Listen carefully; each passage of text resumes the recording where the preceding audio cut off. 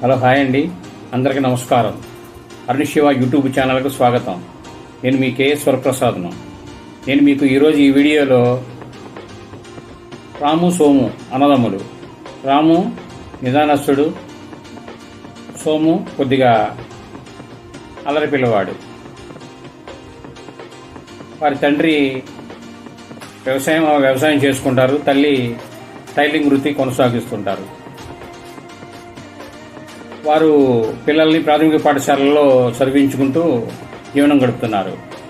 రాము కొద్దిగా అల్లరి చిల్లరగా ఉంటూ చిన్న చిన్న పిల్లల్ని బుగ్గగిల్లడం, కొట్టడం, అటువంటి పనులు చేస్తూ ఉంటే వాళ్ళమ్మ అప్పుడప్పుడు మందలిస్తూ ఉండేది. వీళ్ళు ఇలాగే స్కూల్ వెళ్ళే క్రమంలో స్కూలు వార్షికోత్సవం సందర్భంగా స్కూల్లో మొక్కలు నాటే కార్యక్రమం నిర్ణయించారు స్కూల్ యాజమాన్యం.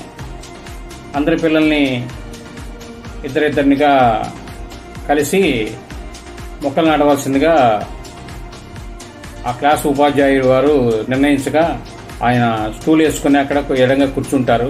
వీళ్ళందరూ మొక్కలు నాటుతున్నారు. రాము సోము కూడా మొక్కలు నాటారు. మిగిలిన వాళ్ళందరూ మొక్కలు నాటేలో అటు వెళ్ళిపోగా రాము సోము మొక్కలు నాటి రాము ఇటు తిరగంగానే ఎవరితోనూ మాట్లాడుతుండగా సోము గవికి మొక్క పీకేస్తాడు. అది చూసిన రాము సోముని అడుగుతాడు, ఏంటంటే నాకు తెలియదు అంటాడు. సరే, రాము మేలకుండా ఊరుకొని వెళ్ళి అందరూ ఒక చోట నిలబడి ఉంటారు. ఇవన్నీ గమనిస్తున్న మాస్టర్ గారు సోముని పిలిచి, సోము, ఈ మొక్కలన్నీ చక్కగా అన్ని మొక్కలు సరిగ్గా పాతుకున్నాయో లేవో చూడు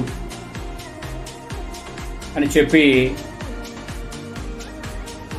అతన్ని ఆ మొక్కలని చక్కగా చూడమని చెప్పి ఆ మాస్టర్ గారు పంపిస్తారు. అప్పుడు సోము, నేను మొక్క పీకితే నన్ను తిట్టకుండా మొక్కలన్నీ చూడమన్నారు అని చెప్పి ఆ మొక్కను మెల్లగా కూర్చొని పొత్త సరి చేస్తున్నట్టుగా ఉండి ఆ మొక్కను పాతి పెట్టి అన్ని మొక్కల్ని చక్కగా కుదురుగా చేసి అన్నీ అయిపోయినాయండి అని మాస్టర్ గారు తెలియజేస్తారు. తర్వాత మాస్టర్ గారు ఆ ఉన్న పిల్లలందరినీ ఆ మొక్కలన్నిటికీ నీళ్లు పోయించి క్లాస్లోకి వెళ్ళిపోతారు. మరుసటి రోజు ఉదయం క్లాస్లోకి రాగానే క్లాస్ మాస్టర్ గారు సోమును పిలిచి అందరి ఎదురుగా నిలబెట్టి, ఈ రోజు నుంచి సోము క్లాస్ లీడర్గా ఉంటాడు అని చెబుతారు. పిల్లలందరూ చప్పట్లు కొడతారు. సోము మొహం చిన్నబుచ్చుకొని నవ్వుకుంటా తన లీడర్షిప్ని తను నిర్వహిస్తుంటారు.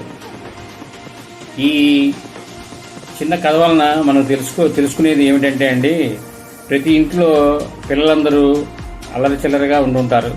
చిన్నతనం వలన వారు తెలియక చేస్తుంటారు. వాళ్ళని కొట్టడం, కేకలేయడం వలన ఏమీ ఉపయోగం ఉండదండి. వారిని చక్కగా వాళ్ళ రూట్లోకి వెళ్ళి చక్కగా మంచి మార్గంలో పెట్టి చక్కగా చేయండి, మంచి చెడు చెప్పుకొని చక్కగా చదువుతారు. ఈ సోములాగా నేను చాలా మంది పిల్లల్ని అలా చూశానండి. వాళ్ళు వింటారు, కాకపోతే కొద్ది మొండితనం ఉంటుంది. అది మనం కొట్టకుండా ఇట్టకుండా జాగ్రత్తగా చేయండి. పిల్లల్ని మనం ఎంతో దేవుళ్ళకి మొక్కి కంటాం. మరి వాళ్ళని కొట్టుకుంటే మళ్ళీ తర్వాత వాళ్ళకి బాగోపోయినా మనమే బాధపడతామండి. అందుకని నేను ఈ వీడియోలో పిల్లల్ని కొట్టొద్దని చెప్తాను. ఎందుకంటే వాళ్ళ కోసం మనకి తెలియదు ఏముందండి జీవనంలో.